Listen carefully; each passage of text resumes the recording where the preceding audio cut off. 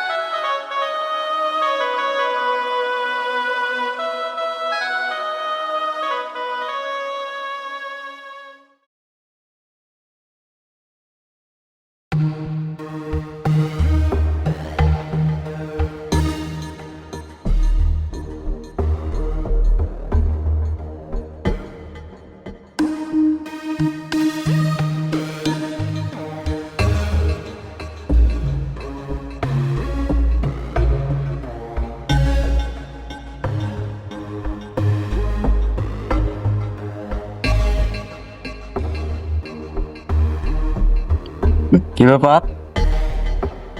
আপনি কি আমাদের এলাকায় তো আপনি কখনো দেখি নাই, হঠাৎ করে আপনি নদীর ঘাটে একা একা দাঁড়াইছেন। আপনি কি কাউকে বিশ্রাইতেছেন? দেখেন ভাইয়া, আমি এলাকায় নতুন, আমি যে কিভাবে আইছি এখানে আমি নিজেও জানি না। তো আমি এই নদীর ঘাটে নির্জন জায়গায় এসে হারাইছি, এতটুকু। আসলে ব্যাপারটা ওইটা না, ঠিক আছে? চিনা না জানা না, তুমি আমাদের এলাকায় আমাদের নদীর ঘাটে এসে দাঁড়াই রইছ। মানুষ তো সবাই তো ভালো মানুষ নাই দেশে, বুঝো নাই?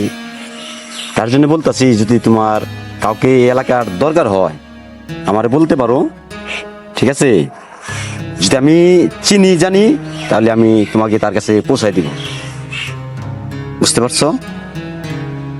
দেখেন ভাইয়া, সেরকম কোনো বিষয় না। আমার সংসারে পারিবারিক সমস্যার কারণেই আপনাদের এই নির্জনে নদীর পাড়ে এসে খাড়াই রয়েছি। এর জন্য আমার কেউ নেই, তো আমার স্বামী আমাকে আর নিতেও আসবে না এই সমস্যার কারণে। আসলে দেখো, তোমার বিষয়টা বুঝতে পারছি আমি, কিন্তু এই নদীর ঘাটে তো আর থাকা সম্ভব না। আর কতক্ষণ তুমি এখানে দাঁড়িয়ে থাকবা? তোমার তো থাকার একটা জায়গার প্রয়োজন আছে। আর আমাদের এলাকার সবাই তো আর ভালো মানুষ না, ঠিক আছে? দেখা গেছে কিছু পোলাপান আছে তোমাকে বিরক্ত করবে। এখন তুমি বুঝো কি করলে ভালো হবে।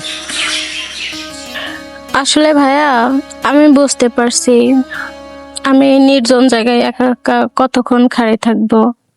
আমার সমস্যার কারণে আমি এই নির্জন জায়গায় খাড়াই রয়েছি। তো আমার আশ্রয় খুবই প্রয়োজন। আমার যদি আশ্রয়টা করে দিতেন, থাকার জন্য ব্যবস্থা করে দিতেন, তাহলে আমার জন্য একটু সুবিধা হতো। আরে তুমি তো বুঝো না, এটাই আমি তোমারে বুঝাইতে চাইছিলাম, ঠিক আছে? আরে তোমার থাকুন লাগবে মানে, আমার রুম বাসা ভাড়া দিয়ে আমি, আমার রুমের অভাব নাই, সব রুম খালি করে থাকি। আর তুমি ছোট্ট একটা মানুষ থাকবা, এটা কোনো ঘটনা হইলো? কোনো টেনশন করো না, আর আমি আছি না, ব্যাপারটা তো আমি দেখবো। হ্যাঁ ভাই, আপনি যেভাবে হোক আমার একটা ব্যবস্থা করে দেন। আরে আমি তো সেইটাই বুঝাইতে চাইছিলাম, কিন্তু তুমি তো বুঝতেছো না। আরে আমার বাসা সুন্দরভাবে আমি সাজাই রাখছি, ঠিক আছে? আমার বাসায় আমি চাই যে আমার বাড়ি থাকো তুমি, বুঝো না? আমি ওইখান থেকে দেখে ভালো লাগছে দেখি তোমার এইখানে আসছেন। আর এরকম ঘটনা হলো না, ঠিক আছে? তোমার খাওয়া দাওয়া দেখাশোনা তো আমিই করবো, এটা কোনো ভাবার কিছু নাই, ঠিক আছে? চলো আমার বাসায় চলো। আচ্ছা ঠিক আছে ভাইয়া, চলেন আমি আপনার বাসায় যাব, আমার কোনো সমস্যা নাই। আরে এইটাই তো আমি বুঝাইতে চাইছিলাম, তুমি তো বুঝো না, তাহলে চলো।